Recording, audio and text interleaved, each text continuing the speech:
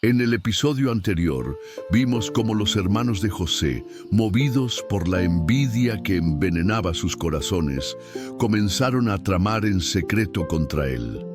Mientras Jacob seguía confiando en su hijo más querido, los demás buscaban la ocasión para deshacerse de quien consideraban una sombra insoportable sobre sus vidas.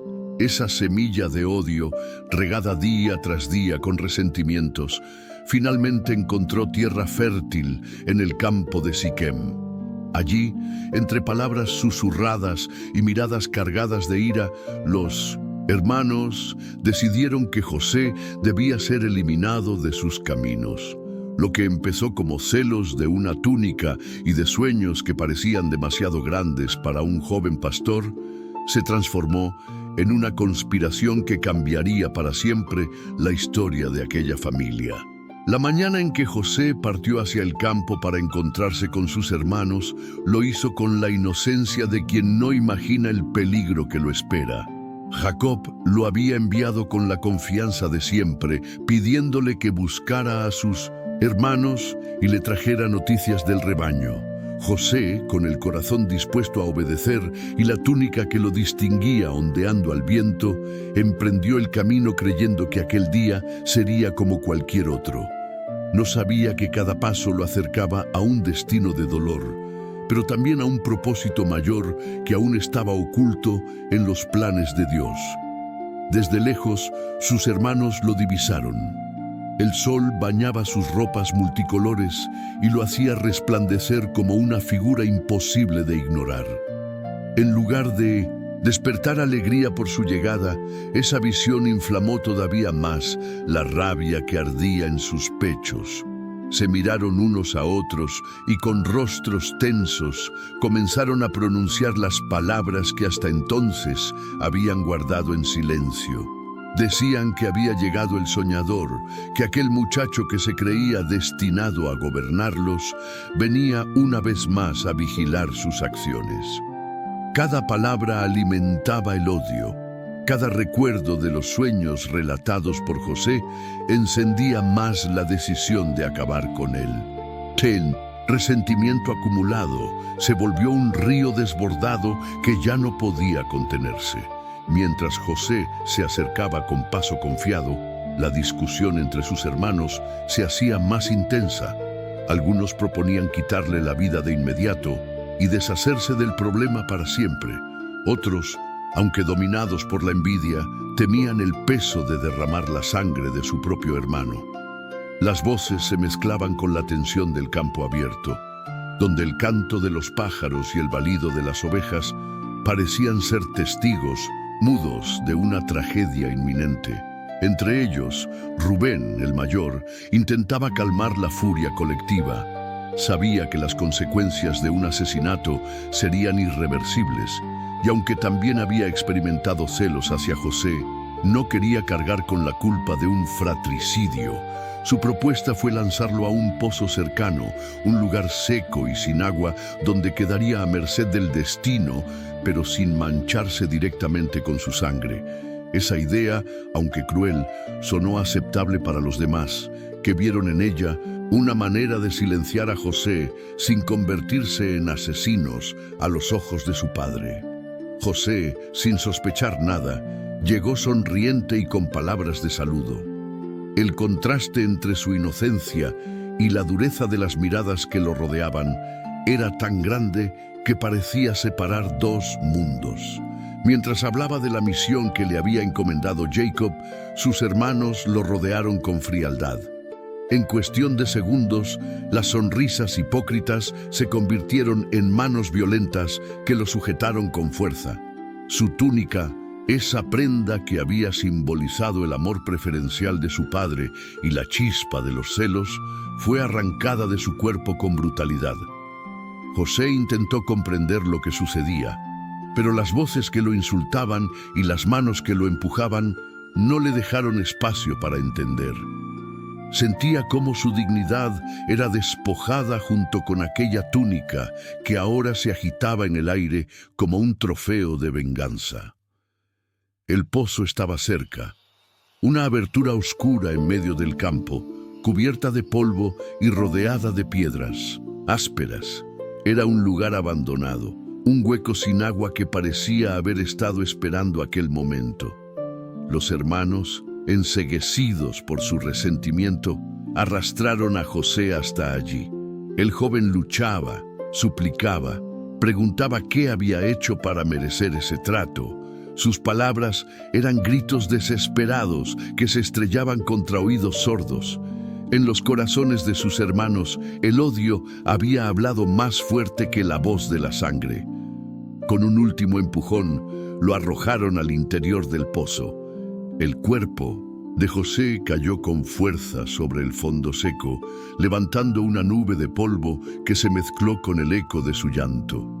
El sonido de su caída retumbó como un golpe en el pecho de Rubén, quien, aunque había propuesto aquella alternativa, sintió en ese instante el peso de la culpa. Dentro del pozo, José levantó la vista hacia la abertura lejana por donde se filtraba la luz del sol.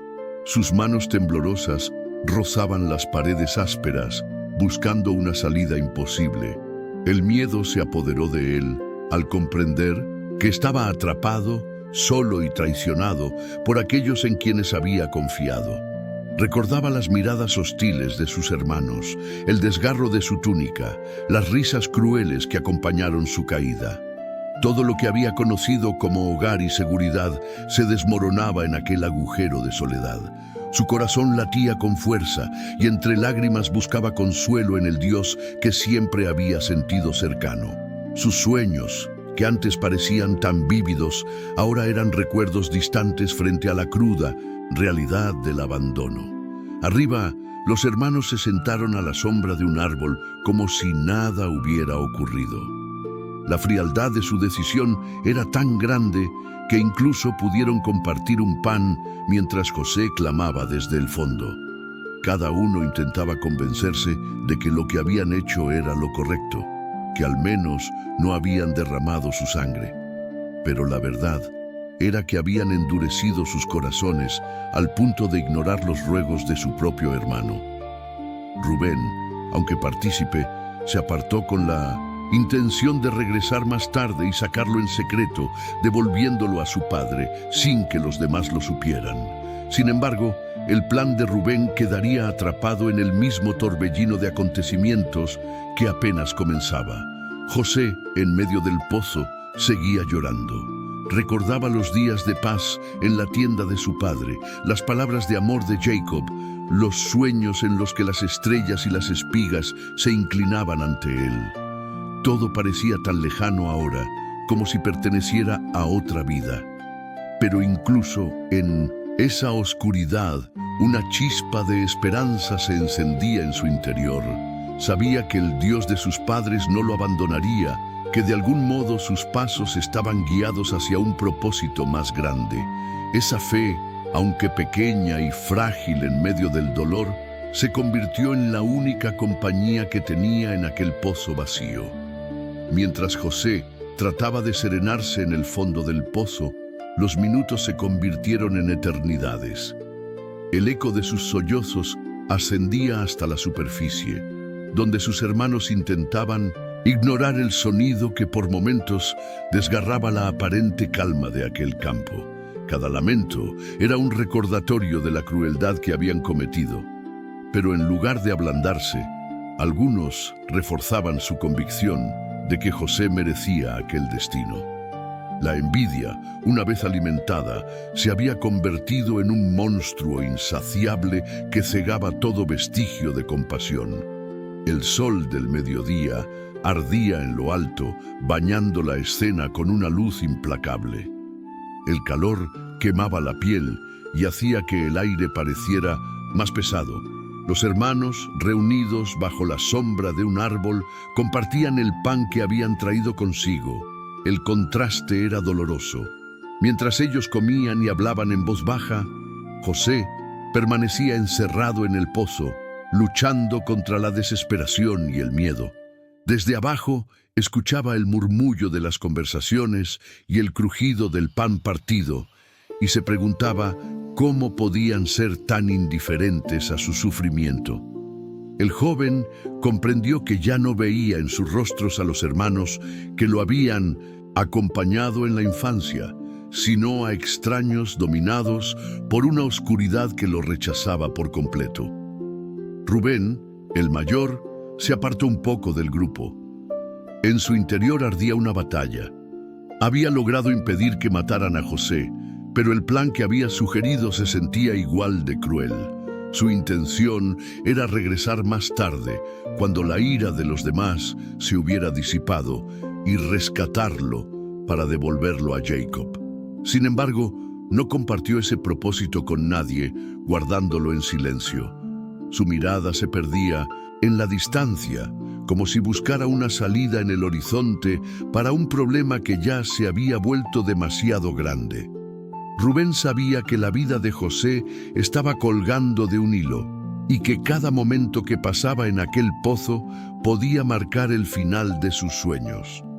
En el fondo del pozo, la luz del sol descendía en rayos inclinados, iluminando de forma desigual las piedras y el polvo. José, exhausto de tanto clamar, se recostó contra la pared áspera. Sus manos estaban cubiertas de rasguños y su túnica ya no estaba con él. Sentía frío a pesar del calor exterior, un frío que nacía del alma herida. En medio de su dolor, comenzó a orar en silencio. Recordaba las historias que Jacob le había contado acerca de Abraham e Isaac, los pactos de Dios y las promesas de bendición. Se aferraba a esas memorias como un náufrago a un pedazo de madera en medio del mar. Su voz interior pedía fuerzas para resistir, para no perder la esperanza, aunque todo lo que lo rodeaba parecía gritar abandono. Los hermanos, entre tanto, comenzaron a hablar de lo que dirían a su padre si alguien preguntaba por José. La mentira ya rondaba entre ellos, buscando una forma de justificarse sin levantar sospechas. Algunos mencionaban la posibilidad de inventar que una fiera lo había devorado en el campo. Otros preferían no pensar todavía en el regreso, disfrutando del momento en que habían logrado callar la voz del soñador. Esa conversación los unía en una complicidad sombría, donde la verdad era sacrificada en el altar de la envidia. Pasaron las horas y el sol comenzó a inclinarse hacia la tarde. El calor cedía poco a poco, pero la tensión seguía pesando sobre cada uno. Rubén, con el corazón cargado, decidió alejarse del grupo con la excusa de revisar el rebaño. Su plan seguía firme. Cuando los demás se distrajeran o se durmieran, él volvería al pozo y sacaría a José. No podía soportar la idea de enfrentar a su padre con la noticia de una pérdida tan cruel. Su ausencia, sin embargo, se convertiría en el giro inesperado que marcaría la siguiente etapa del destino de José. En el pozo, José levantó la mirada una vez más. La luz comenzaba a cambiar y las sombras se alargaban. Sus lágrimas habían disminuido, pero el cansancio lo había dejado en un estado de resignación. Su mente, sin embargo, seguía luchando entre el miedo y la fe. Recordaba los sueños que había tenido, aquellos en los que sus hermanos se inclinaban ante él. ¿Podían ser esos sueños verdaderos si ahora estaba atrapado y rechazado? ¿Acaso no eran solo ilusiones de juventud? En medio de esas dudas, algo en su corazón le decía que aquellos sueños no habían sido en vano, que incluso el dolor que ahora sentía formaba parte de un propósito más alto. Esa voz interior se volvió un consuelo tenue, pero suficiente para mantener encendida la chispa de la esperanza. Arriba, los hermanos permanecían en silencio por un momento, como si escucharan los ecos de su conciencia. El campo, que solía ser un lugar de trabajo y rutina, se había transformado en un escenario de traición. El aire parecía más denso, cargado de un peso invisible. Algunos desviaban la mirada hacia el suelo, incapaces de sostener los pensamientos que los acosaban. Otros endurecían su rostro, repitiéndose que lo que habían hecho era necesario. Ninguno de ellos sabía que aquel acto sería recordado por generaciones, no como un triunfo, sino como una mancha de dolor en la historia de su pueblo. La tarde avanzaba y en la distancia comenzó a vislumbrarse un grupo de viajeros. Una caravana de mercaderes ismaelitas se acercaba lentamente, cargada con especias, bálsamo y mirra. Sus camellos levantaban una nube de polvo que anunciaba su llegada mucho antes de que las figuras fueran claramente visibles. El destino estaba tejiendo sus hilos invisibles, preparando el siguiente paso en la vida de José. Aunque sus hermanos todavía no lo sabían, aquella caravana traía consigo la oportunidad de transformar la crueldad en negocio y la traición en moneda de cambio. Era el inicio de un giro aún más oscuro en la trama que estaban escribiendo con sus propias decisiones. Los pasos de los camellos resonaban como un presagio. El horizonte se teñía con tonos dorados y rojizos, mientras la caravana de mercaderes se acercaba lentamente. Los hermanos de José levantaron la mirada y observaron en silencio el movimiento de aquellas figuras cargadas de mercancías. No era raro que caravanas atravesaran la región en dirección a Egipto, pero en ese momento su aparición parecía casi calculada, como si la mano del destino hubiera decidido intervenir en medio de aquella conspiración. Judá fue el primero en hablar. Su mente, siempre práctica, comenzó a hilar un nuevo plan. Mientras los demás seguían contemplando a los viajeros, él propuso que en lugar de dejar a José en el pozo, donde tal vez moriría sin que nadie supiera, podían venderlo como esclavo. Así, no tendrían que cargar con la sangre de su hermano y al mismo tiempo obtendrían provecho de la situación. La idea, tan fría como calculadora, despertó el interés de varios.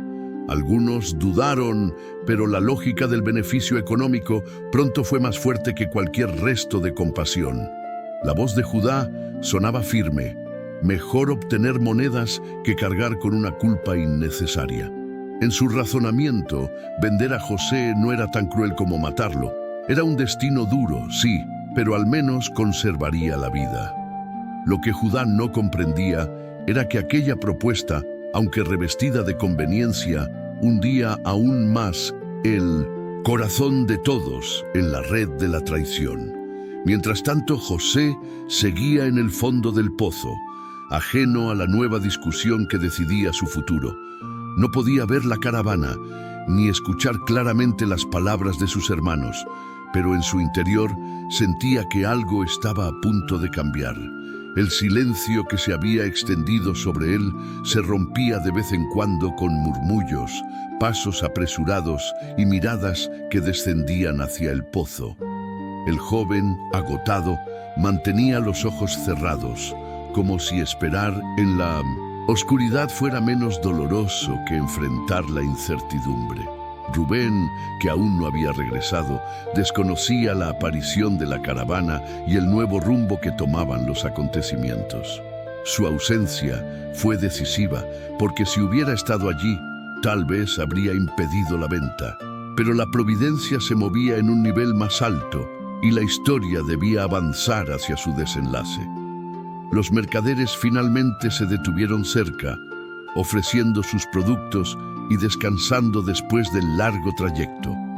Los hermanos se acercaron a ellos con cautela, iniciando una negociación que parecía insignificante a simple vista, pero que estaba a punto de cambiar la historia de las naciones. Con palabras frías, acordaron vender a José por unas monedas de plata, el precio de un joven esclavo. Cada moneda que caía en sus manos sonaba como un martillo que sellaba el destino de su hermano. José fue sacado del pozo. El contacto con el aire libre lo llenó de una esperanza fugaz, pensando que quizá habían cambiado de opinión. Pero esa esperanza se desvaneció cuando vio los rostros endurecidos de sus hermanos y las cuerdas que sujetaban sus manos. Sus ojos buscaron compasión, rogando en silencio por misericordia, pero solo encontró frialdad. El dolor de la traición era mucho más profundo que cualquier herida física. Los mercaderes lo observaron con indiferencia. Para ellos, José no era más que una mercancía más que cargarían en la caravana rumbo a Egipto. No veían en sus ojos los sueños que lo habían distinguido ni la historia que llevaba en su interior. Solo veían a un muchacho fuerte y saludable, capaz de ser vendido en el mercado. José fue empujado entre los camellos y atado junto a otros esclavos. La arena bajo sus pies se mezclaba con sus lágrimas, y el horizonte que antes representaba libertad, ahora se transformaba en una ruta de incertidumbre. Arriba, los hermanos contaban las monedas. Las sostenían entre sus manos como si el brillo de la plata pudiera borrar el eco de los gritos de José. Pero en lo profundo de sus corazones algo comenzaba a quebrarse. Habían logrado deshacerse del soñador, pero en el proceso habían sembrado una semilla de remordimiento que con el tiempo crecería y los perseguiría hasta el final. Rubén regresó poco después. Su plan de rescatar a José se desmoronó cuando encontró el pozo vacío. Desesperado, rasgó sus vestiduras y preguntó con angustia qué habían hecho. Los demás, intentando calmarlo, le explicaron lo ocurrido. Pero las palabras de Rubén fueron un lamento cargado de dolor. El muchacho ya no está, ¿y yo a dónde iré?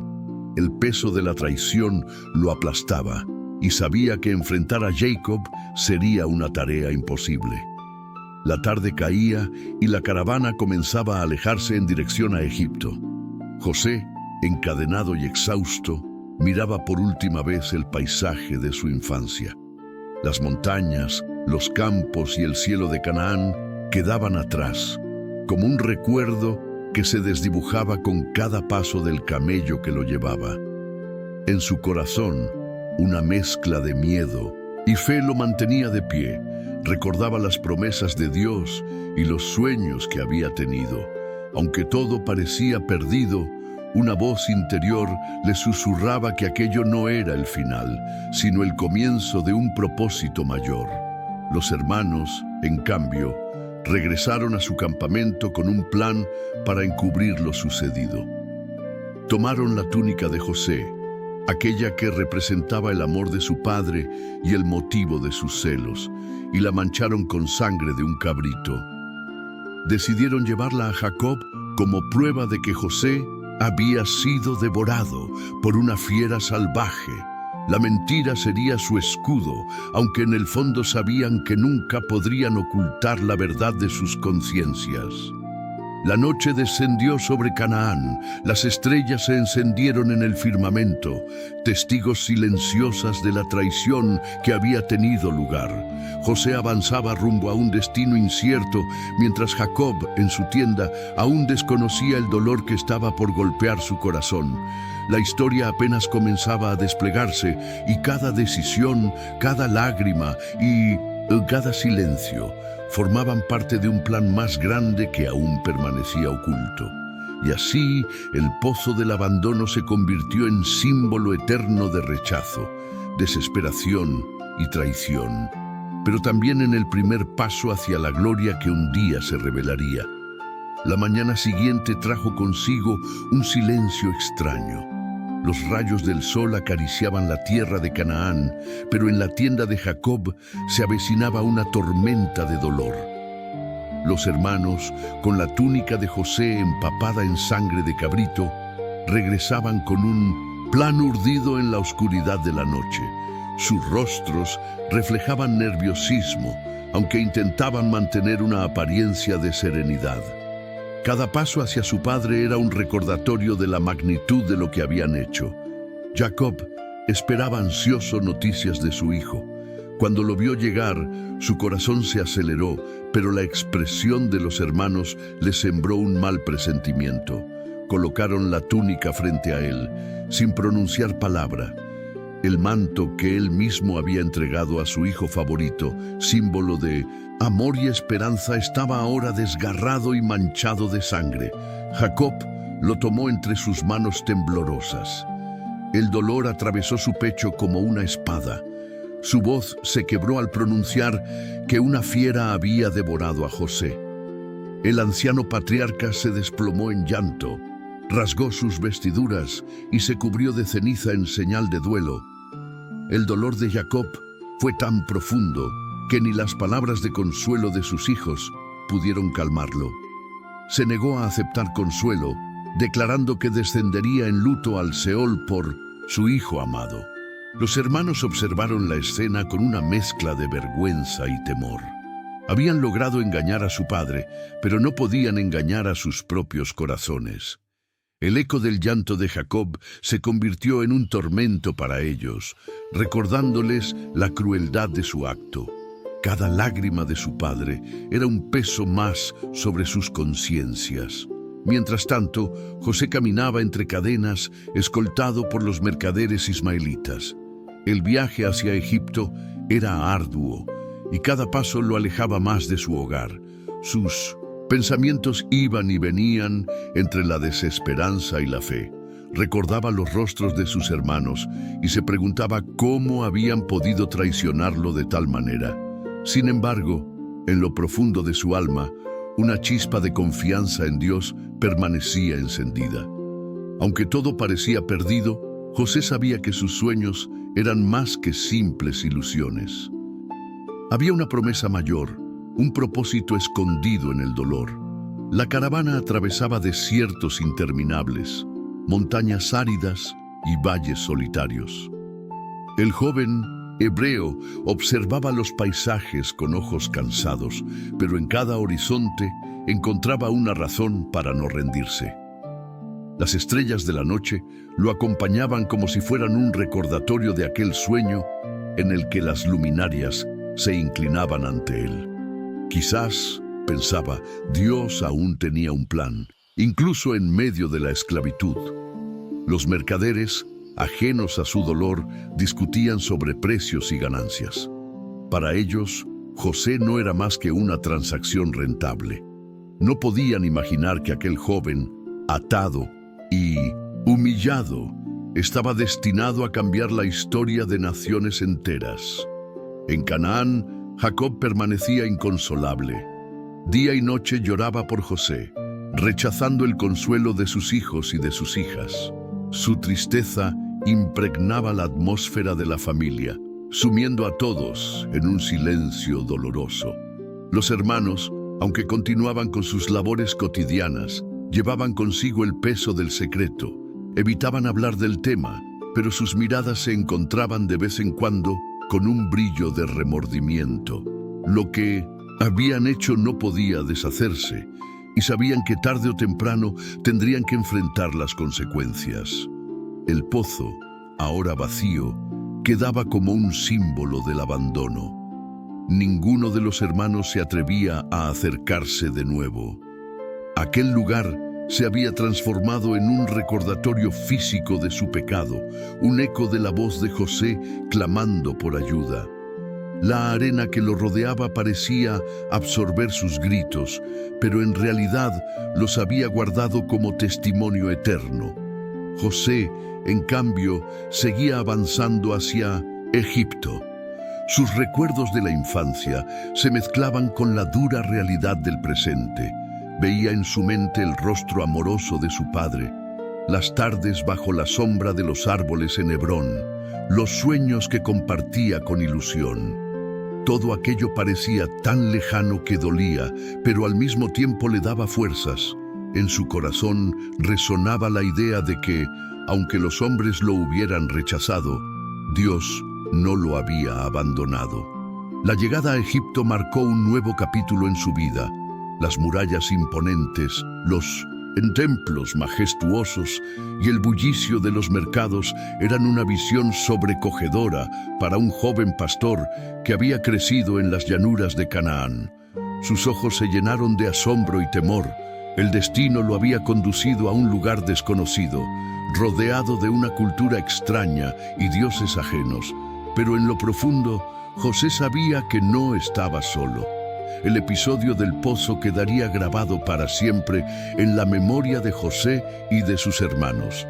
Fue el punto de quiebre, el momento en que los celos se transformaron en traición abierta y en que el soñador pasó de la comodidad de su hogar al camino de la esclavitud.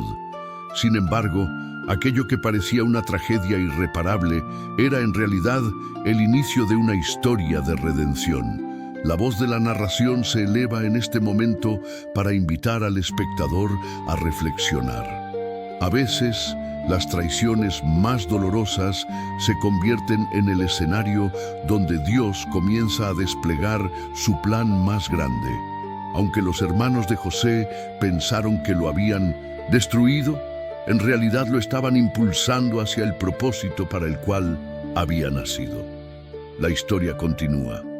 Lo que empezó en un pozo de abandono se transformará en la travesía de un esclavo hacia Egipto, y cada paso que José dé lo acercará más al cumplimiento de sus sueños. El dolor de hoy será la gloria de mañana, y el rechazo de los hombres abrirá el camino para la exaltación de Dios.